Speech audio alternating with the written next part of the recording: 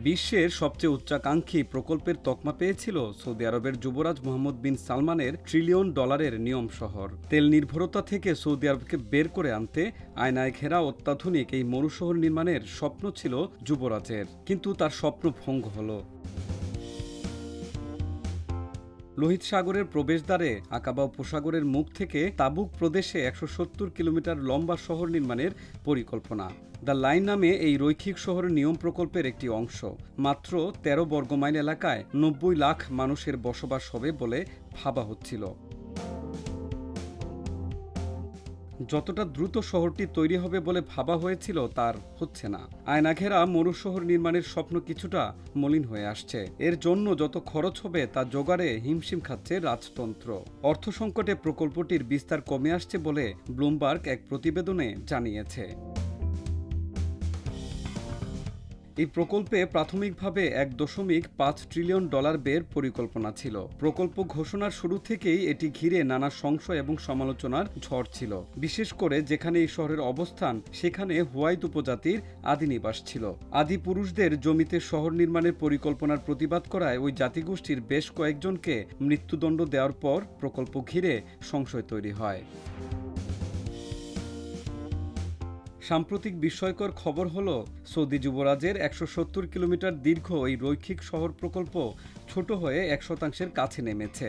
98.6% বাস্তবায়ন করা সম্ভব হচ্ছে না। অর্থাৎ মাত্র 2.4 কিলোমিটার নির্মাণ করা হবে, তাও 2030 সাল নাগাদ সম্ভব হবে বলে ধারণা করা হচ্ছে। এরই মধ্যে এক ঠিকাদার শ্রমিকদের ছাঁটাই শুরু করেছে। যুবরাজ মোহাম্মদের প্রকল্পটির রূপকল্পে বারবার পরিবর্তন, বাজেটের অতিরিক্ত ব্যয় এবং মূল কর্মীদের ক্রমাগত পরিবর্তনের খবর পাওয়া গেছে।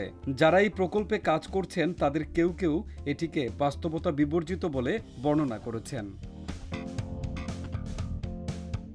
ব্লুমবার্গের তথ্য অনুসারে 2024 সালের সামগ্রিক নিয়ম বাজেটের অনুমোদন এখনও দেয়নি সৌদি আরবের সার্বভৌম সম্পদ তহবিল।